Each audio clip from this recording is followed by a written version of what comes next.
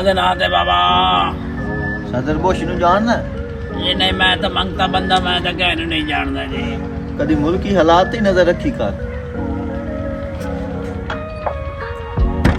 डाडा बंदा अल्लाह दे नाम दा सवाल कीता है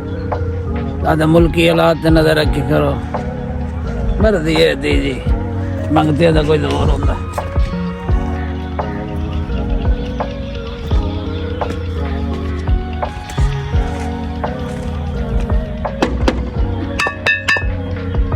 कौन अल्लाह दे नाम ते बाबा नवाजो ते शबाजो नूं जानदा मैं गरीब बंदा मैं कहने नहीं जानता ओ मुल्की हालात ते कदी नजर रखी कर वो पिन्नना है खड़ोता 24 घंटे डाडा बंदा यार जे लिए